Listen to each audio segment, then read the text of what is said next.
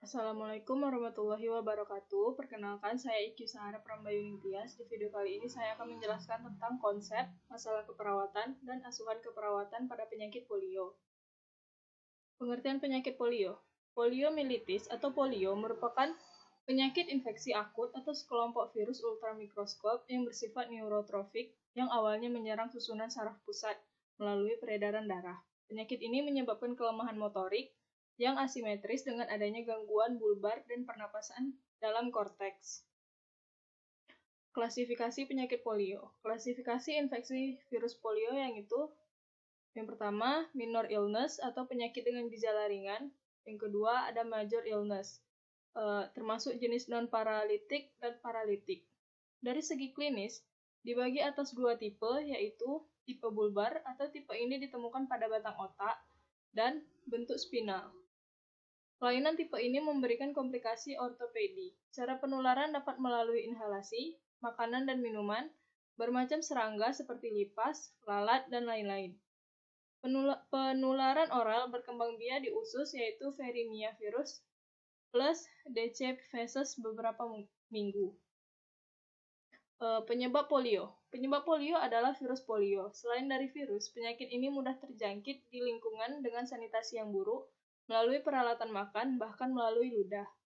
Penularan virus terjadi melalui yang A secara langsung dari orang ke orang, yang B melalui tinja penderita, yang C melalui percikan ludah penderita. Resiko terjadinya polio yaitu yang pertama belum mendapatkan imunisasi, kedua bepergian ke daerah yang masih sering ditemukan polio, malnutrisi, stres atau kelelahan fisik yang luar biasa, dan defisiensi imun. Manifestasi klinis. Penyakit polio paling banyak pada anak di bawah 5 tahun dan juga bisa pada remaja. Kemungkinan gejala yang dicurigai pada anak adalah panas disertai sakit kepala, sakit pinggang, kesulitan menekuk leher dan punggung, kekakuan otot yang diperjelas dengan tanda-tanda head drop, tanda tripod saat duduk, tanda-tanda spinal, tanda Brudzinski atau kering. Adapun tahapan-tahapan terjadinya polio, yang pertama ada fase inkubasi, berlangsung selama 3-6 hari dan kelumpuhan terjadi dalam waktu 7-21 hari. Yang kedua ada fase gejala umum seperti influenza, sakit kepala, sakit nyeri tulang belakang, dan anggota gerak malaise, dan kemungkinan gejala mencret kurang lebih 3 hari. Yang ketiga ada fase paralisis mendadak, ini berlangsung selama 3 hari sampai 2 bulan. Kemudian ada fase penyembuhan, dan terakhir ada fase menahun. Pencegahan polio. Pencegahan dari penyakit polio ini adalah dengan vaksinasi.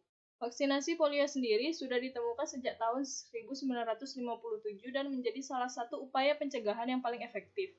Vaksinasi diberikan sebanyak 3 kali dan ditambah dengan 1 kali booster. Vaksinasi perlu diberikan pada anak di usia 2 bulan, 4 bulan, 6-18 bulan, dan boosternya di antara usia 4-6 tahun. Pemeriksaan penunjang penyakit polio. Yang pertama ada pemeriksaan laboratorium. Pemeriksaan viral isolation polio.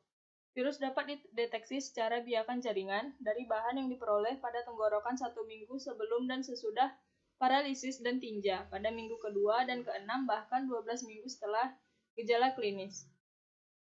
Uji serologi. Uji serologi dilakukan dengan mengambil sampel darah dari penderita. Jika pada darah ditemukan zat antibodi polio, maka didiagnosis orang tersebut terkena polio benar. Pemeriksaan pada fase akut dapat dilakukan dengan melakukan pemeriksaan antibodi immunoglobulin M atau IgM. Apabila terkena polio, akan didapat hasil yang positif. Yang ketiga ada cerebrospinal fluid. Cerebrospinal fluid pada infeksi poliovirus dapat meningkatkan jumlah sel darah putih yaitu 10-200 sel per mili, terutama sel limfosit, dan terjadi kenaikan kadar protein sebanyak 40-50 mg per 100 mili. Kedua ada pemeriksaan radiologi.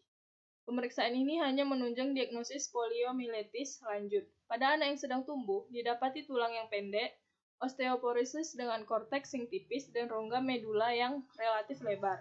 Selain itu, terdapat penipisan epifise subluxasio, dan diskolasi dari sendi. Diagnosis keperawatan yang dapat ditegakkan pada penyakit polio. Yang pertama ada hipotermi berhubungan dengan proses infeksi. Yang kedua defisit nutrisi berhubungan dengan anoreksia dan mual muntah. Yang ketiga nyeri akut berhubungan dengan proses infeksi yang menyerang saraf. Yang keempat gangguan mobilitas fisik, paralisis atau kelumpuhan. Yang kelima ansietas berhubungan dengan kondisi penyakit. Yang keenam defisit pengetahuan berhubungan dengan kurangnya terpapar informasi. Asuhan keperawatan pada polio. Yang pertama, dengan diagnosa keperawatan, hipotermi berhubungan dengan proses infeksi. Yang pertama, lakukan identifikasi penyebab hipertermia. Yang kedua, monitor suhu tubuh. Yang ketiga, monitor kadar elektrolit. Yang keempat, monitor komplikasi akibat hipotermia. Yang kelima, sediakan lingkungan yang dingin. Yang keenam, longgarkan atau lepaskan pakaian. Yang ketujuh, berikan cairan oral. Yang kedelapan, hindari pemberian antipiretik atau aspirin.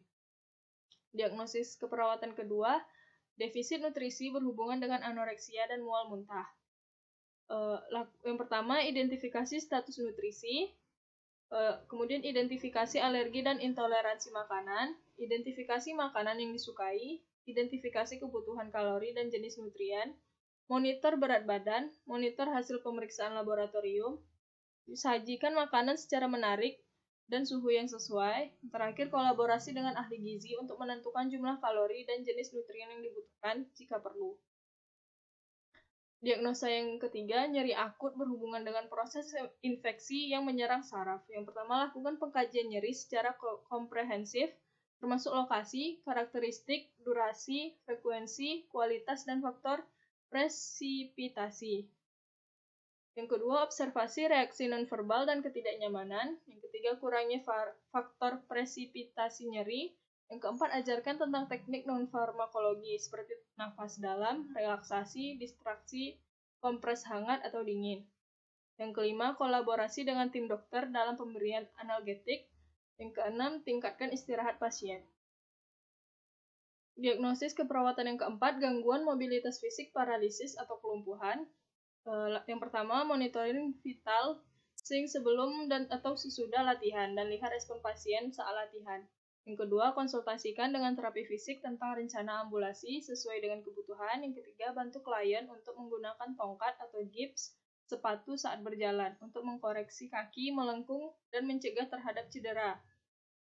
Kaji kemampuan pasien dalam mobilisasi. Yang keempat, latih pasien dalam pemenuhan kebutuhan ADL secara mandiri sesuai kemampuan. Yang kelima, dampingin dan bantu pasien saat mobilisasi dan bantu penuhi kebutuhan ADL pasien. Yang keenam, berikan alat bantu jika klien memerlukan. Ajarkan pasien bagaimana merubah posisi dan berikan bantuan jika diperlukan. Diagnosis keperawatan yang kelima, ansietas berhubungan dengan kondisi penyakit. Pertama, gunakan pendekatan yang menenangkan. Kedua, nyatakan dengan jelas harapan terhadap pelaku pasien. Jelaskan semua prosedur dan apa yang dirasakan selama prosedur. Temani pasien untuk memberikan keamanan dan mengurangi takut. Yang kelima, berikan informasi faktual mengenai diagnosis dan tindakan prognosis. Keenam, libatkan keluarga untuk mendampingi pasien.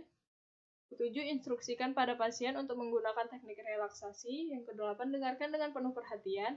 9, identifikasi tingkat kecemasan dan kelola pemberian obat anti cemas.